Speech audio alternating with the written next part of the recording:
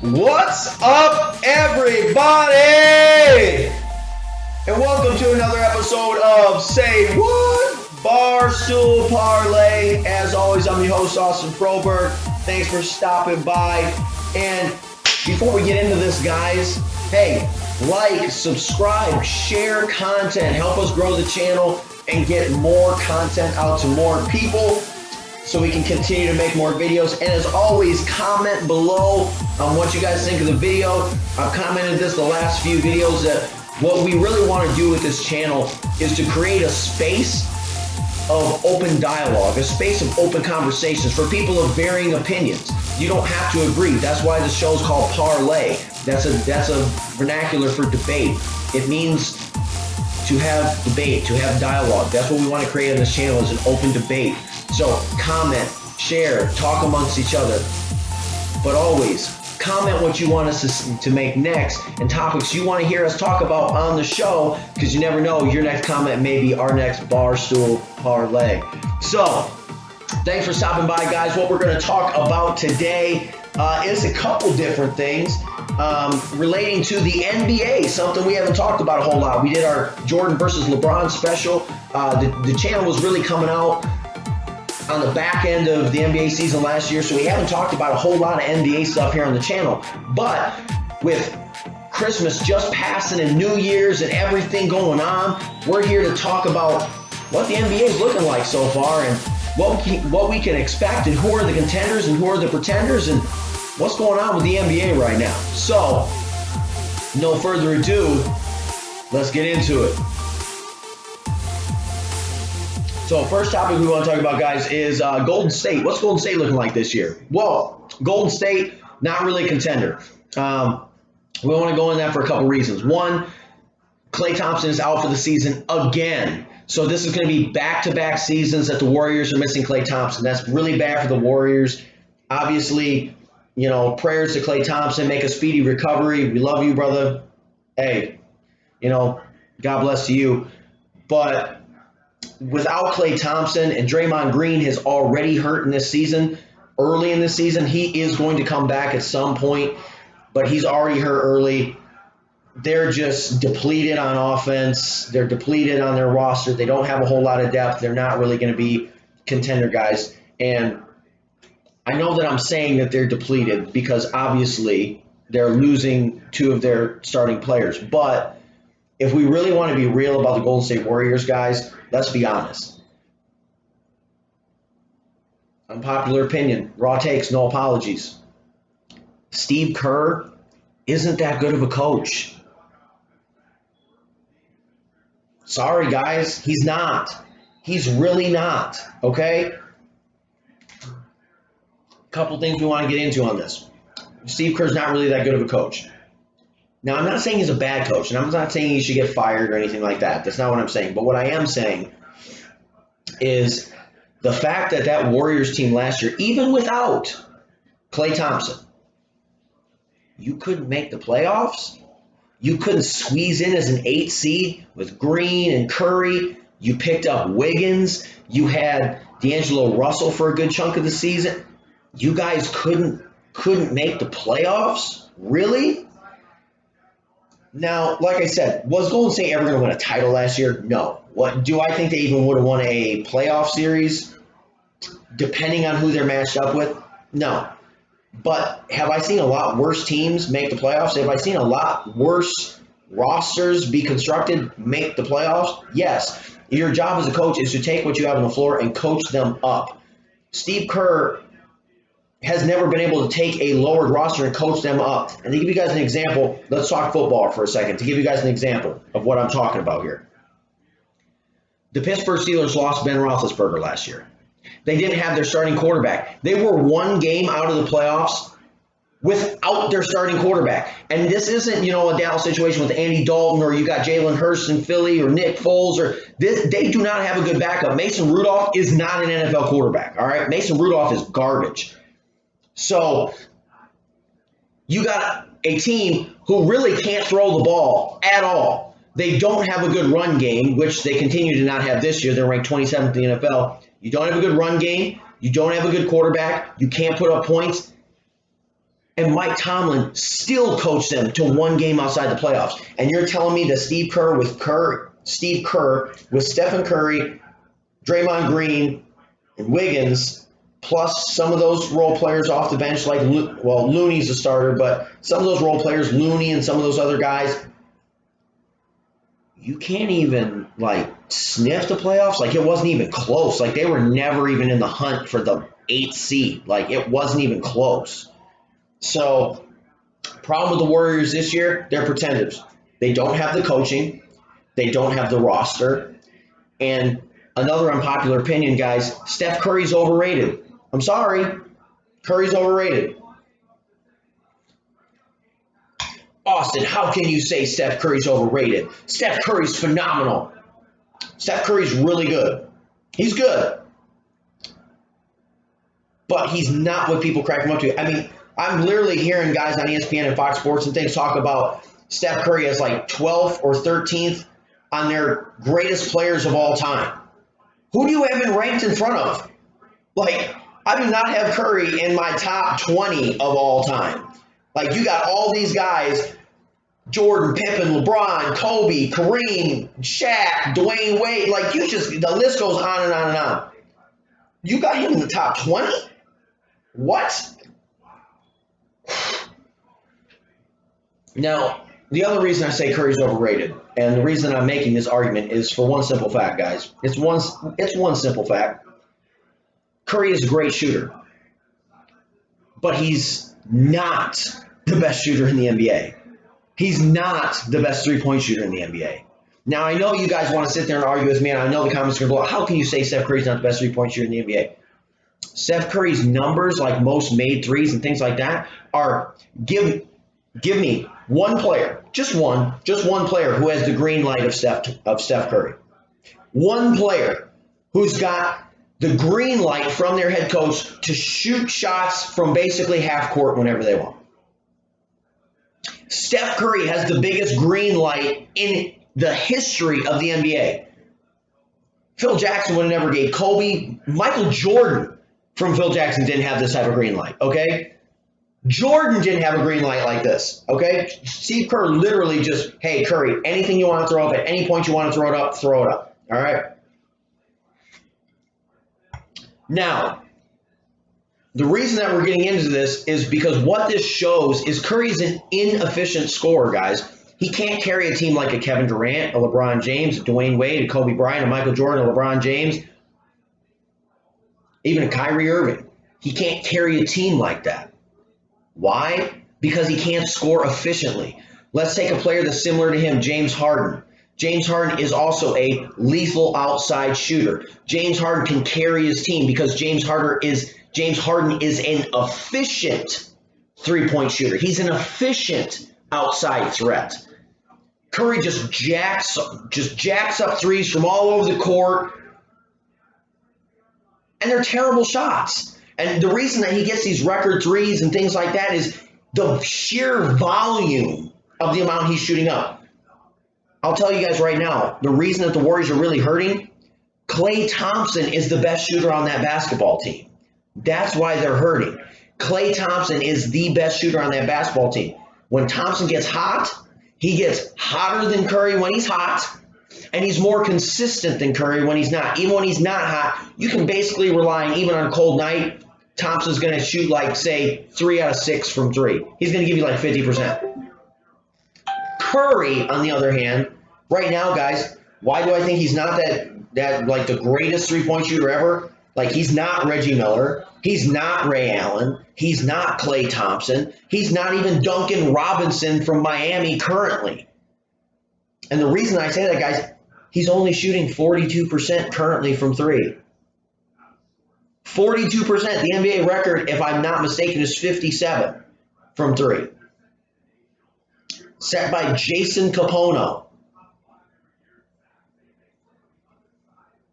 Now, that record might have since changed since the last time I heard it, so don't quote me on that. Feel free to comment who actually holds the record in the comments. If I am wrong, feel free. But you got guys like Jason Capono, Kyle Korver that hold NBA three-point records. They're like 8-point per game career scorers. Like,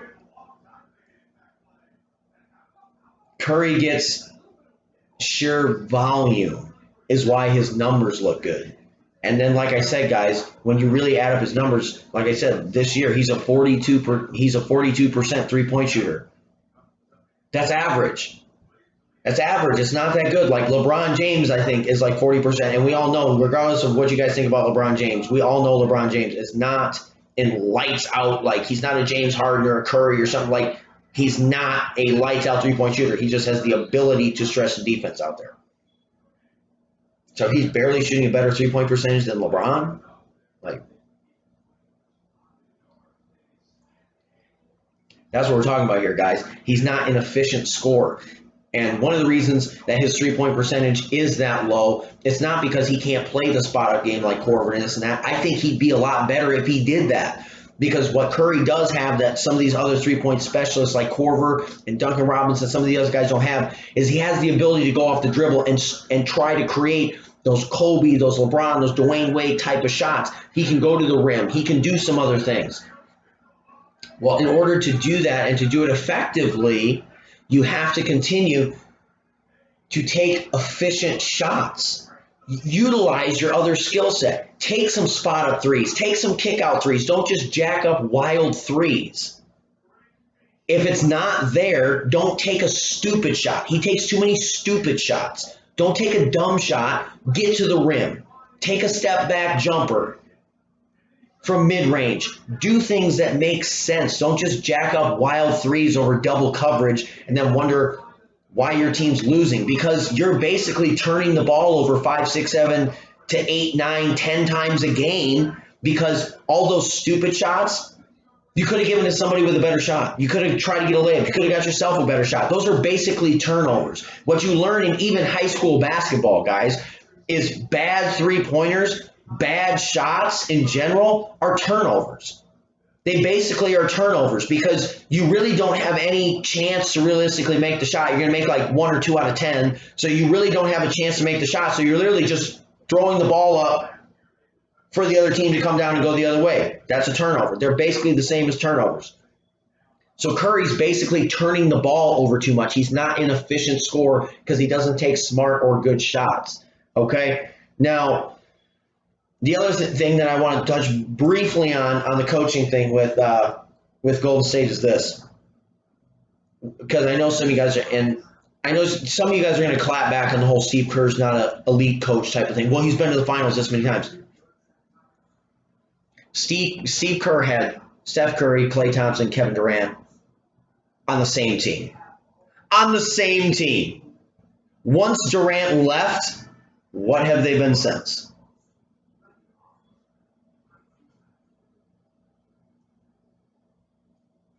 He's never coached without at least 2 superstars.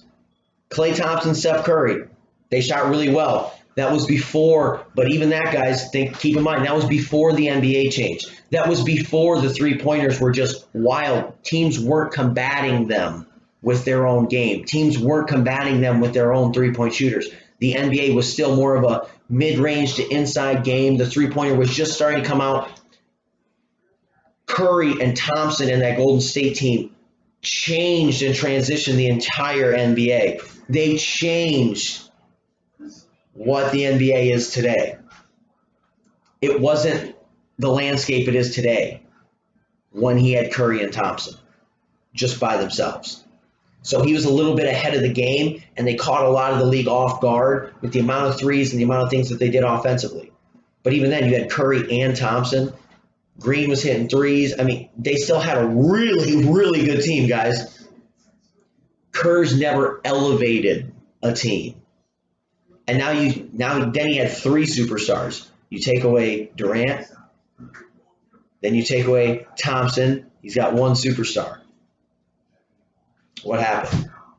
Golden State doesn't look very good because he can't elevate the team. He doesn't know how to coach Curry into more efficient shots. He doesn't know how to coach the offense or the team into more efficient shots, how to play better defense. They're one of the worst defensive teams in the league. Even bad teams will keep the score close, even if they're bad, because they're really good defensively, or they can coach them into, hey, we're under talented, but we can keep the game close with Smart plays upstairs, our game plan, coaching, trying to play to our strengths. Even if we lose, we'll keep it close. We have a game plan on how to survive the game. Kerr doesn't do that. He's never been able to do that. And so far, again, this year, we're seeing that he can continue to not do that. So that's probably going to be the biggest topic that we get into, guys, because Golden State's just, they're so up and then so far down. There's a lot to cover in Golden State, from Curry to Thompson being out to Kerr's coaching on multiple levels, from the talent they currently have to the talent they used to have. There's a lot of stuff to cover with Golden State. But the next thing we want to talk about is the Clippers.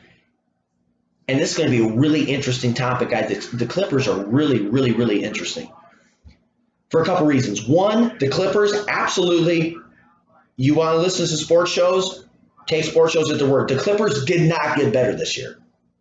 The Clippers got worse. They lost Montrezl Harrell to the Lakers. The Clippers are not better. And the Clippers, right now, I'm going to say this. The Clippers are pretenders right now for one reason.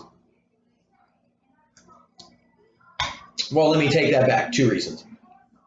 The Clippers are pretenders for 2 reasons, okay? Reason number 1, they got worse. They don't have a good roster. They don't.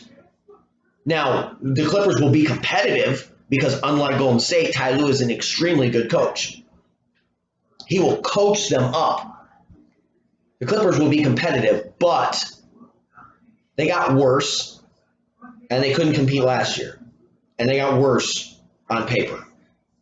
2, the Clippers have a dynamic with their 2 star players, Kawhi and Paul George, where they could potentially, if things go right and the coaching goes correctly, they could be contenders. But I don't think the dynamic that I'm about to lay out for you guys will ever change, which means they're pretenders. Now, let me lay this out for you guys. We saw the Clippers play the Lakers. Now, we can all agree the Lakers are contenders. They have LeBron, they have AD, they have Montrezl Harrell. The Lakers, they have Marc Gasol. They have a lot of new pieces. The Lakers got exponentially better this year. Now, do I think there's certain areas of the Lakers team that got worse? Like, I think Marc Gasol,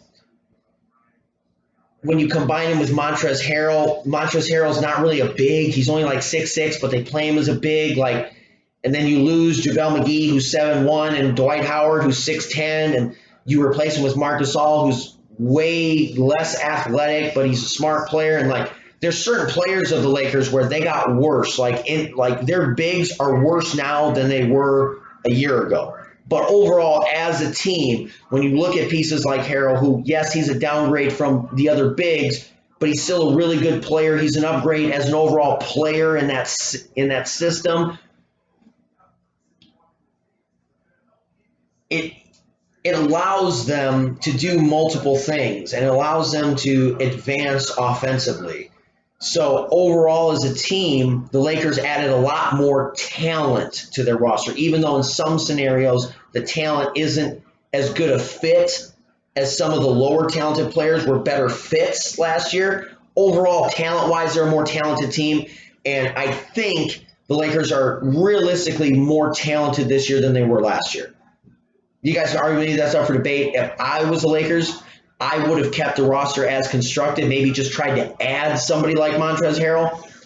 But I would have kept Dwight Howard, would have kept JaVale McGee. I wouldn't have changed the roster too much. But, either way, I'm fine with the current roster. I'm fine with the old roster. Either way, I don't think it makes a heck of a lot of difference. You got LeBron and AD. So, but the thing with the Lakers is we saw them lose and trail the entire game. They never had the lead one time on opening night on Christmas Eve to the Clippers. They never had the lead once. The Clippers dominated them from start to finish.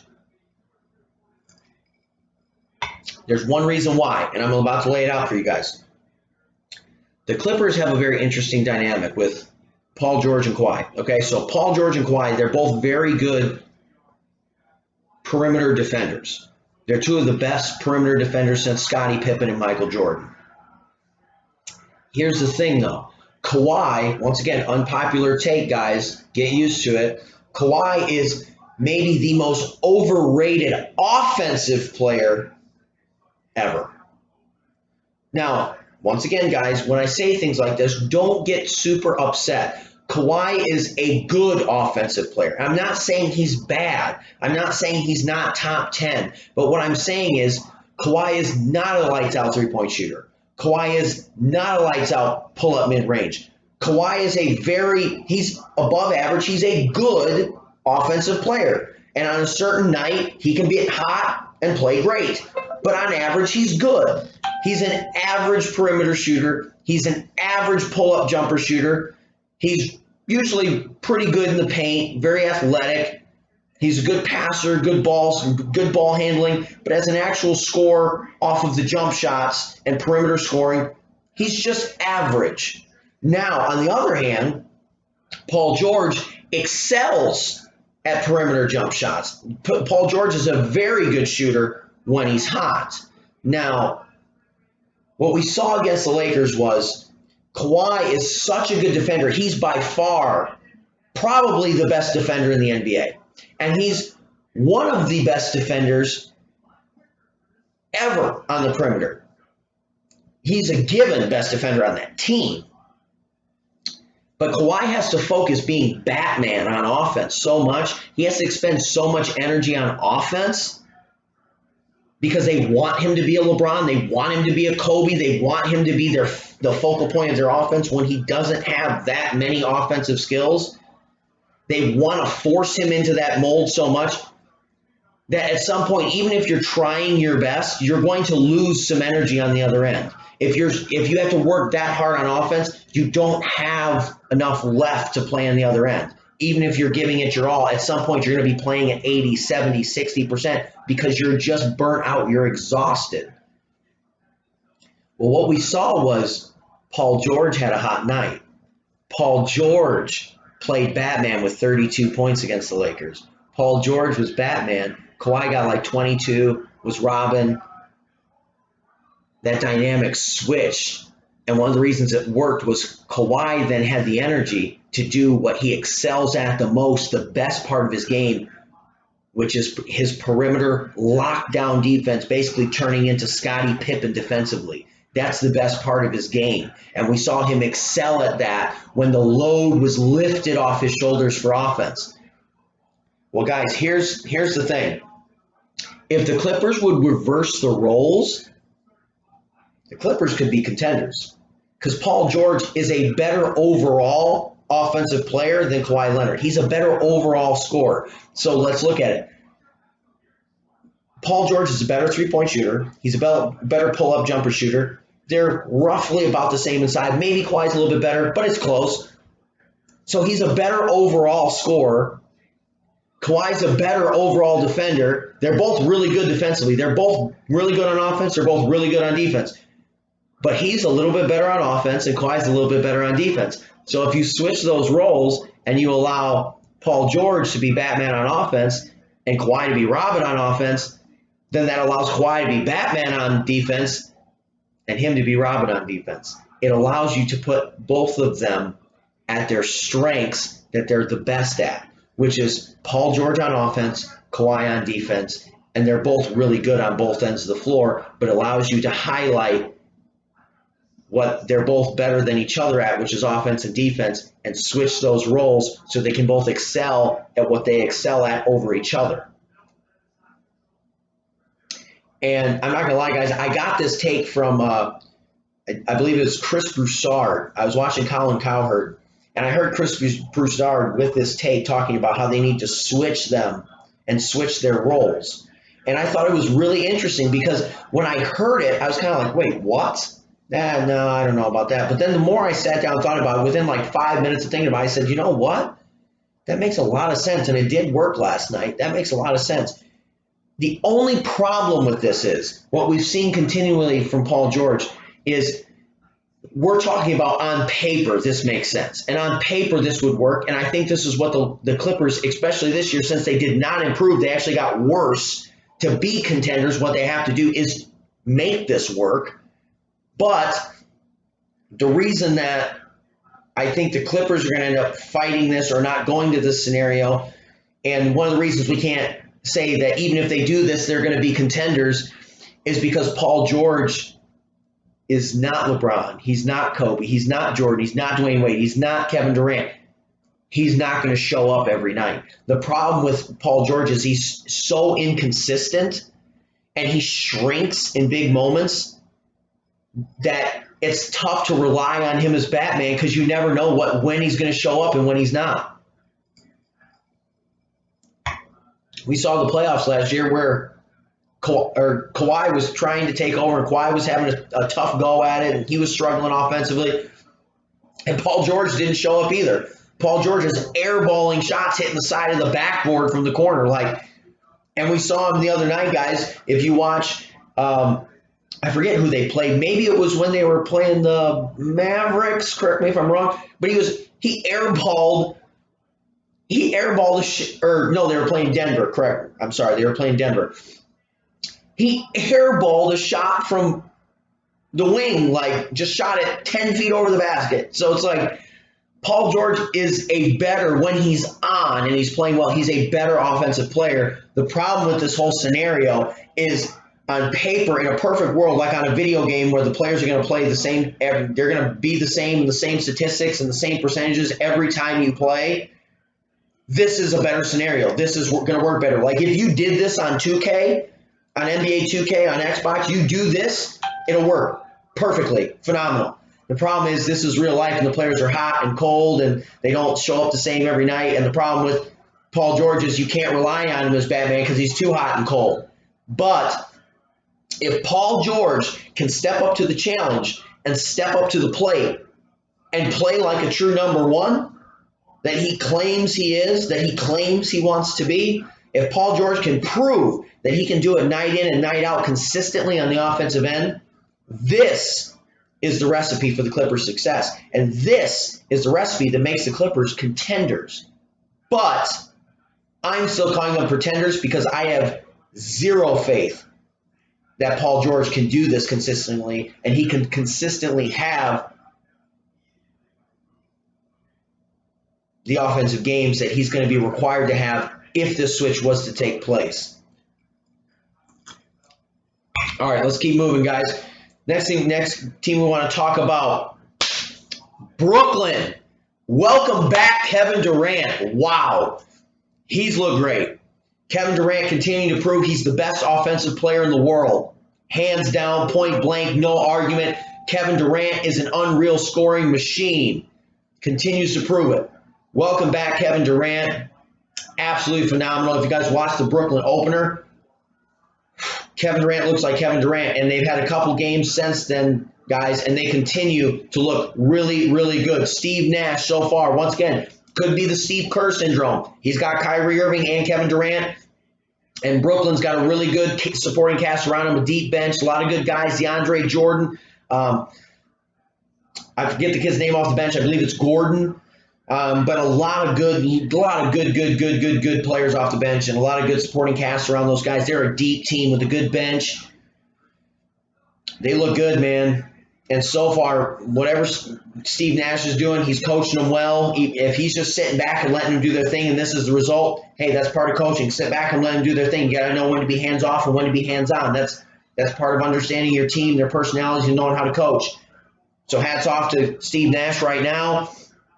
As it is, and Kyrie Irving and Kevin Durant, there was a lot of questions of could those guys coexist together? Obviously they can. They're best friends. They play really well together. They don't step on each other's toes. They both right now seem to have a feel of knowing when to take over from the other one and get involved and step back and get involved and step back, and they both kind of get involved and step back at the right times to allow the other one to do their thing without stepping on each other's toes and causing problems like when Durant was playing with Westbrook and OKC.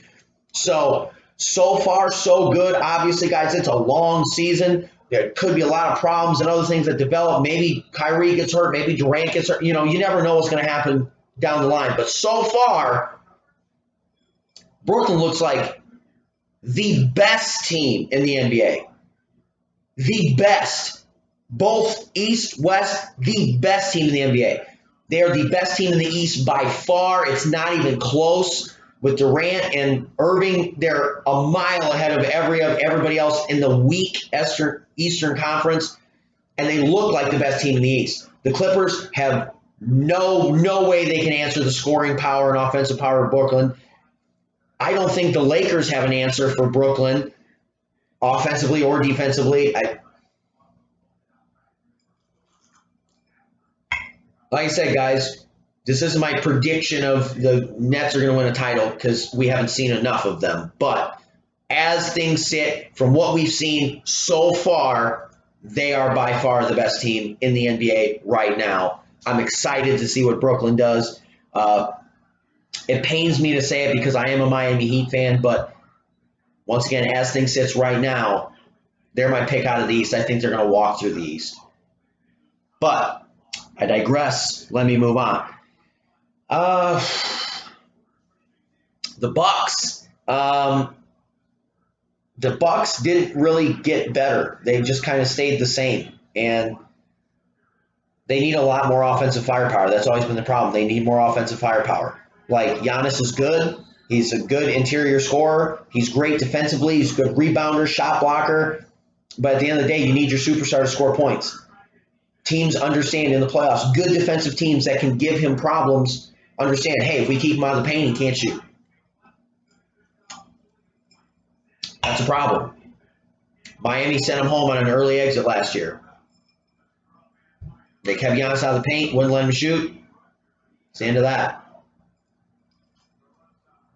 Now, like I said, I don't see them getting significantly better. There's not really a whole lot to talk about here with Milwaukee. They got Giannis, they got Chris Middleton, they got some pieces. Now they did get Drew Holiday. He's another good offensive piece. I mean, it's not like adding a Kawhi, a Kyrie. It's not I'm just going to throw them over the top. He's just another good shooter, good scorer. Give him a little extra kick on offense, but. They're, like I said, guys, they're pretty much the same. They got like an extra 2 or 3 threes a game from Drew Holiday. They're not significantly better. Holiday's not a lockdown defender or anything like. They're just not significantly better. So, I don't see any changes for Milwaukee. They're going to be what they always are, a really good regular season team who, when they have to play the better teams in the playoff, are going to get bounced. Sorry. Moving on, the last team I want to talk about in this scenario, guys, is the Miami Heat. Now, the reason I want to talk about the Miami Heat is for a couple reasons. Because I keep hearing that the Miami Heat are not contenders in the East. They're not contenders. Why? Why are they not contenders in the East? Like, did we forget that literally like 6 months ago, with the COVID year, it was less than that. It was maybe 3 or 4 months ago. Like, Miami was literally playing in the NBA Finals against LeBron James. So the Eastern Conference winner from last year, who just played 5 games against the Lakers in the Finals, is not a contender? What? How does that even make sense? I don't understand. And forgetting that in the finals, they were missing Goran Dragic, their second leading scorer. They were depending on 3 rookies, Bam Adebayo, Tyler Hero, and Duncan Robinson, who Duncan Robinson, in case you guys don't know, I'm going to throw it out there, is the best three-point shooter in the NBA. I watched him on Christmas shoot 6 threes in the first quarter. The first quarter. Guy's an animal, all right? But anyway, Tyler Hero's a really good overall scorer, three-point shooter. The only thing that they had a problem with was they lost Jay Crowder, but they brought in Avery Bradley, who gives them a different dynamic. Crowder kind of let them guard up a little bit. Bradley kind of lets them guard down a little bit. So when they play small ball, they'll actually be bigger small ball than some of these other teams. So it actually gives them a little leeway there. The only other thing with that is, like I said, just a common sense fact of, I was never an Eric Spoelstra fan, guys, okay, because he's coaching the Big Three. The Big Three way underachieved when LeBron and Wade and Bosh and everybody were together. I thought that Eric Spoelstra was not a great coach. Thought he was in over his head with a team this talented. And, I mean, you look at the roster, Shane Battier, Ray Allen, Rashard Lewis, and Mario Chalmers and Norris Cole and Birdman and on and on and on. They just loaded all-pro or former all-pro players all over the roster. And I thought that Spoelstra was not a very good coach. But seeing what he did with that Miami team last year proved to me, because Miami, they got good players. Don't get me wrong. Tyler Hero's a good player. Jimmy Butler's a good player. Duncan Robinson's a good player. Bam Adebayo's a really good undersized 5. They got a really, really talented roster, guys. Okay, don't get me wrong. But should they have been good enough to beat Milwaukee? Shooting-wise, talent-wise, yes. But the problem with that is we know in the NBA, if you're a bigger, stronger, more physical team, usually you can win. Because if the other team has a couple cold nights, that's the end of the series. Milwaukee was bigger, they were stronger, they were more physical, and Spoelstra coached them to a title. Okay, Spoelstra coached, or not to an Eastern Conference title, coached them into the finals. He took an under-talented team, rookie guys, rookie mistakes, all that, coached them into the playoffs, coached them into the NBA Finals. So I think Miami, I've completely flipped my script on Eric Spoelstra over the last couple of years. He's got the experience now. He's learned from Pat Riley. He's really taken in everything from the big three and working with some of these lower caliber rosters after LeBron left and kind of screwed them cap-wise. Just kind of left Pat Riley and Miami hung out to dry going, wait, whoa, you're leaving? What do we do now? And Spoelstra and Miami had to fight through some bad years and kind of rebuild that roster with some draft picks and some free agents and try to get the thing and get the ship righted again. Spoelstra's learned how to be a really good coach through that, and I give him credit for that. And they got really good coaching, as we just talked about. And you can't just say that they're not contenders because they just went to the finals last year. Like, nobody. I'm a Miami Heat fan. I had no idea. I thought Miami was going to get swept the first round of the playoffs. They might win a game. I did not think they were going anywhere in the playoffs, depending on who they played. And they end up in the NBA Finals. So they're just a gritty, tough, hard-nosed, physical basketball team who is just going to fight you tooth and nail to the final buzzer. And when teams have that type of mentality, you can't count them out. You can't just write them off and say, oh, not contenders. Oh, they'll never be anything. Oh, doesn't matter. You can't do that. And Miami proved last year that you can't do that. So to say the Eastern Conference final winners last year aren't contenders this year is absolutely ridiculous. It's absurd. Do I think that Brooklyn, as I said earlier, is the best team in the East right now as things look? Yes. But to say that I'm not going to give the Miami a chance to beat them, or to say that I'm not going to say Miami isn't a contender with Milwaukee and Brooklyn, that's absolutely insane. That makes no sense. Obviously, they're contenders. They literally just went to the finals. I can't sit there and say, oh, they're not contenders. They almost won a championship last year, but they're not contenders. That's absolutely stupid. Anybody trying to make that argument sounds stupid. I have to see what Miami looks like this year and see that maybe at the end of the year things will change. But coming into the year this early, they've won a few games. They've looked really good at times.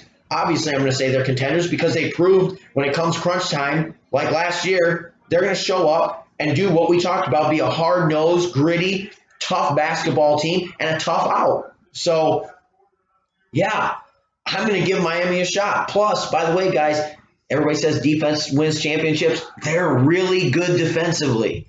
They might be the best defensive team in the East. And if you're that good defensively, you're tough out against anybody.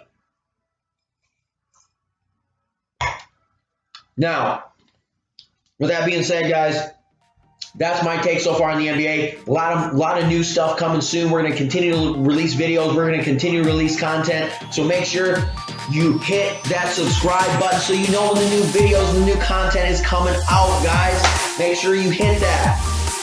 Also, hit like. Get likes on the videos. If you like the content, like it and share it so your friends can also like, subscribe, and share, and we can continue to grow the channel. But thanks for stopping in, guys. As always, raw takes, no apologies.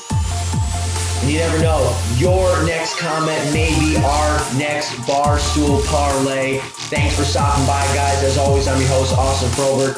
Look forward to seeing you guys real soon. Peace out. Deuces.